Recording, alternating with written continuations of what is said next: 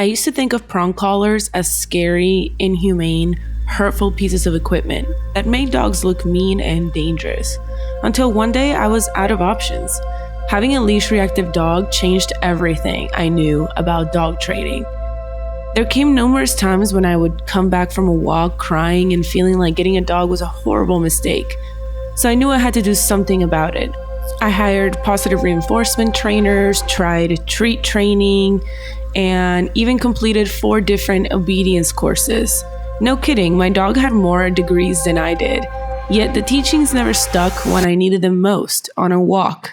Today I want to tell you more about prong collars, how I overcame the stigma around using them, and how you don't need to be scared to try them for yourself. If you're like me, the first thing I searched when I was looking into prong collars was, what are prong collars? What do I use them for? What is their intended use? And how do I make sure that I use them correctly so that I'm not hurting my dog? As well as what is the desired result with this tool? And we're gonna get into that right now. When you look up prong collars, a name that really sticks out is Hermsprenger. Hermsprenger is widely accepted as the creator or inventor of prong collars, and some of his prototypes date back to like 1876. So this has been around for a really, really long time. Prong collars are made specifically with a mechanism to be able to protect your dog from any kind of injury from the collar. So the prongs are angled towards the inside of the circle of the collar so that when there is pressure on the collar, the prongs are not stabbing into the dog's neck. Also, it is very important that the prong collar that you purchase has blunt edges, so just make sure to look out for that if you are looking to purchase a new collar. So any kind of prong collar should not jab or stab or injure your dog in any way, and if it does, then you might be using the tool incorrectly, or you have a prong collar that needs to be replaced immediately. So what happens is that when you apply pressure to this collar, the collar is designed so that the pressure is distributed evenly throughout the entire collar, more so than with a choke collar or a flat collar, which then results in you having to apply less pressure in order for your dog to be able to feel the correction and have them understand that you need them to perform whatever command or correction that you are asking them to do. Just note that I did say you have to apply less pressure than a traditional flat collar in order for your dog to feel the correction. So remember that we're not tugging or trying to choke our dogs out with this tool. It should be a very effective tool to use very little force for your dog to understand, oh, my owner needs me to do something. So prong collars come in different gauges and in different sizes, and they usually are sold with multiple links for you to be able to adjust the collar. Even if you get a collar, for example, for a growing puppy, they usually give you 2 or 3 links so that you'll be able to adjust the collar as your puppy grows, which is very important because the fit of the prong collar is everything in order for the tool to work effectively and for your dog to be safe and everyone around to be safe. So this collar has the opposite effect of a spike collar that used to be used in like Roman times where there was like gladiators and all of that. Spike collars used to be used to be able to have some kind of armor on your dog to protect them from predators or other attacks that might be coming at them because they're protecting the entire village maybe, or your estate or your livestock, or just protecting themselves if they were used as a weapon in a war. So this is not the same thing, and there has been, and I have seen people that do use prong collars in a way where they put the prongs on the outside of the neck, and this is not the way that you're supposed to use the tool, and I am not endorsing that in any kind of way. So just be careful, do your research, and make sure that you are using the tool correctly in order to keep your dog safe. So most of the controversy around this tool and other types of training tools like these is that dogs have gotten seriously hurt or even died due to these tools not being used properly by the owner, and not due to it being an intentional thing, but just because of lack of understanding and education on the owner's part have led to these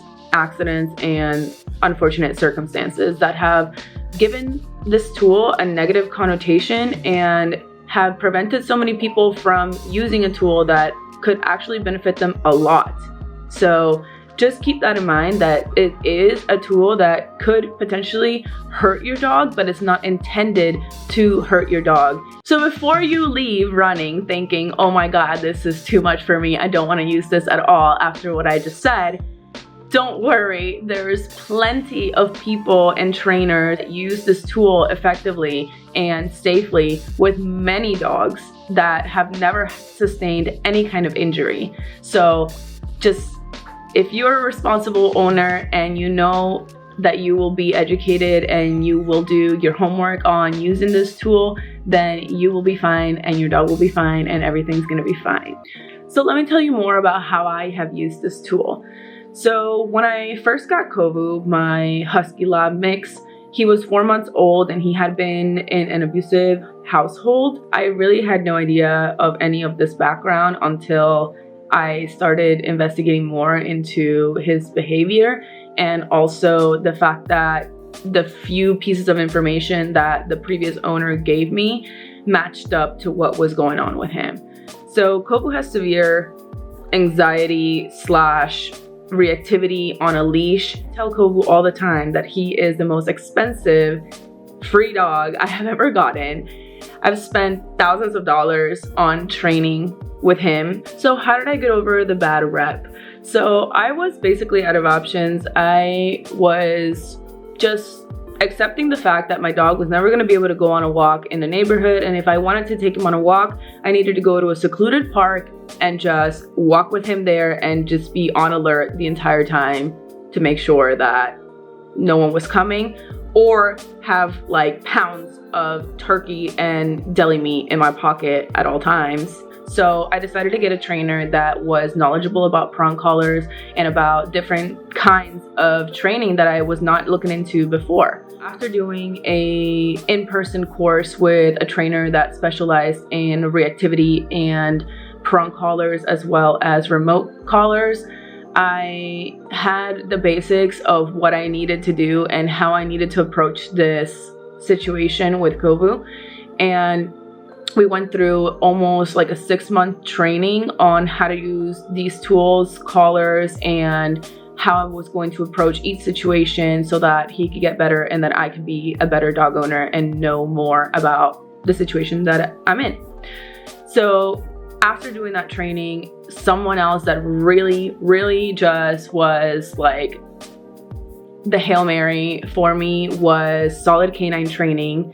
So Jeff at Solid Canine Training was an amazing tool for me. And before you run to the comments and say that remote collars and prong collars are so inhumane and controversial and all of that, I'm not telling you to use these tools if you don't want to. I have never harmed my dogs. My dogs have never sustained an injury from any of these tools, and I plan to keep it that way because I make sure to be informed and research what I'm doing with these tools to make sure that my dogs are safe and that other dogs around them are safe while I use these tools. So this is just what has worked for me, and if you're struggling with reactivity, I highly 100% recommend Solid Canine Training. This is not a sponsored video or anything like that. This is just what worked for me. And what I loved about them is that they had live seminars that they do like every single week. They do Facebook Lives, and back in the day it was Periscope Lives. And you could ask your individual questions to them and get feedback on what you're doing and learn from other people that are going through their training and have the same problem as you do. So the main tool that they use is prong collars, and they teach you from the beginning to now of how you should transition using this tool and how you can get more advanced in advance while you use it. So this is something that I did that I realized that, first of all, other people were going through this with me, and it wasn't just my dog that was horrible on a leash. It was knowing that leash reactivity exists and that other people go through this and that you're not alone in this. And if you need help with your dog, there's plenty of resources and plenty of trainers that actually deal with this behavior. So you're not alone. Number one, that's how I got over it. Number two, I realized that not taking out my dog as often as he needed to was more harmful than me just having to try to at least try to use these tools just because I was afraid that I was going to be judged by other people and their perception of what I was doing to my dog. So in the end, my dog went on more walks than he ever had, just because I was more confident and more comfortable taking him and making sure that he was going to stay safe and that he wasn't going to run off on a leash, or that he wasn't going to break a collar, or that he wasn't going to be pulling me down the street. All of these things combined helped me and my dog have a better relationship outdoors and be more active and feel more like this is why I got a dog in the first place. Cut to now, Kovu is able to go on a walk to any park. He's able to go to dog parks. He's able to live with 2 other dogs. If you are looking for that, then definitely check out other trainers. I'm not saying that they're the only ones, but there are plenty of people that help with this kind of behavior. And this is not the only tool, of course, to be able to fix this or anything like that. This is just what had worked for me, and after going through multiple types of training, I've realized that this tool is amazing when you know how to use it. It's not the only tool that can help you, and it's not the only way of training, but it is very useful. And if you are scared to give it a try because you're afraid of what people are going to think, or like, oh my god, I'm such a bad dog owner, like people are going to think I'm hurting my dog, or that my dog is like so abused, like, don't worry, you're the one that knows your dog, you're the one that knows the situation that you're in, and as long as you're keeping both parties safe, then do what you gotta do.